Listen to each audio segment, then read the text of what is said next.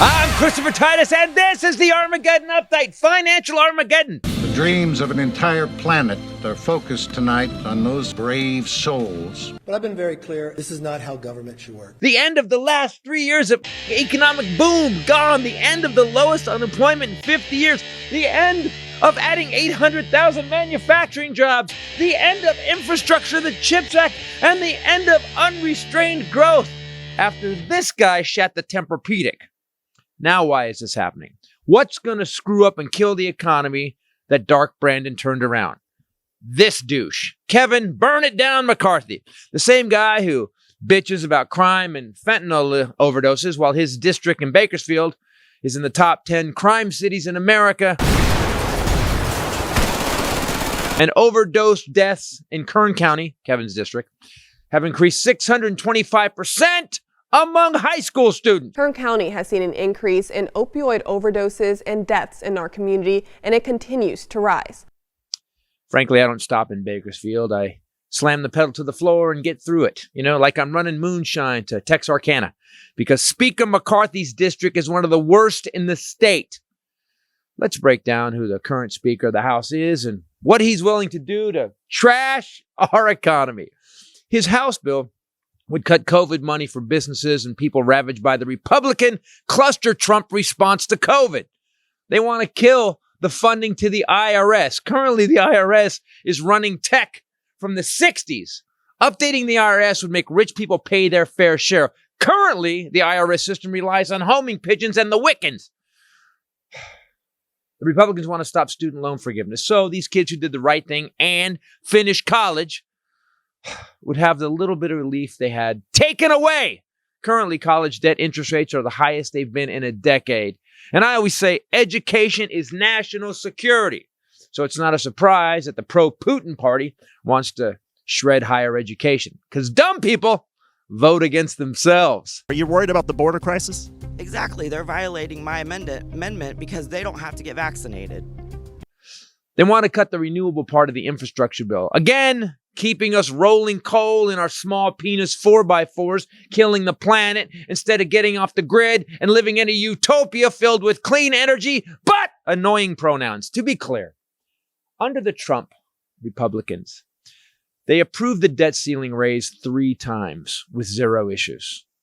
And the debt ceiling is to pay for money we've already spent. During the time Trump was president, the GOP ran up $7 trillion in debt. That's 1/4 of America's debt in only 4 years. And for that money, we did get healthcare, infrastructure, better schools, and the rich paying their fair share. I'm kidding.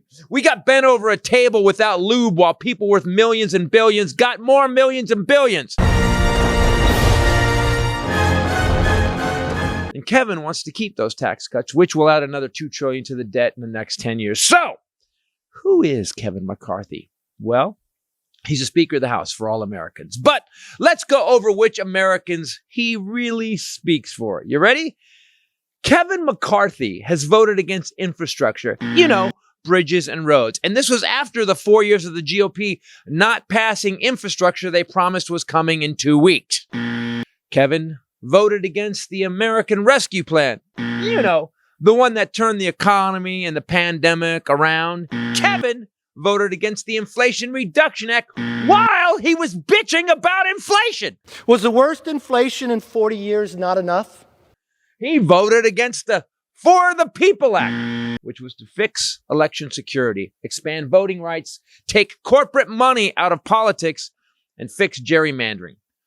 He voted no to securing our elections while he bitched about our elections. I will tell you there's a real concern that I have. I have watched many elections. He voted against the assault weapons ban in the name of freedom, while school kids had their freedom bleed out of them in the classroom. McCarthy voted no on the burn pit bill to help our vets. He voted no on the CHIPS and Science Act, which brings jobs back to America. He voted no on the Women's Protection Act that protected our wives, daughters, and sisters. It protected their rights to their own bodies. Kevin voted against the Equality Act, the Respect for Marriage Act. He voted against helping Ukraine. He voted to let gas companies continue to screw you at the gas pump. He voted to continue to let the mentally ill buy guns with zero checks and voted against the John Lewis Freedom to Vote Act, which would have made voting a legal holiday so everyone could vote.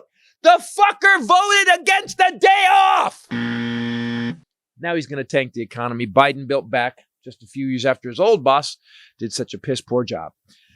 We were stacking bodies in trucks and locked in our homes. Remember?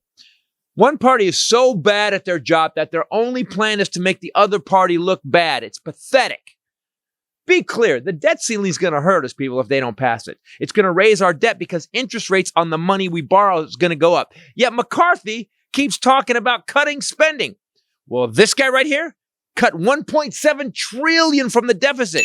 He wants rich people to pay their share and built an economy with 800,000 more manufacturing jobs, 12 million jobs total, and has the lowest unemployment rate in 50 years. So what is the problem, McCarthy? Biden has a plan to fix it, and he has been doing that. McCarthy, on the other hand, has Bebo, Sporkfoot, and Forehead. You really want these guys making decisions about our country? Really?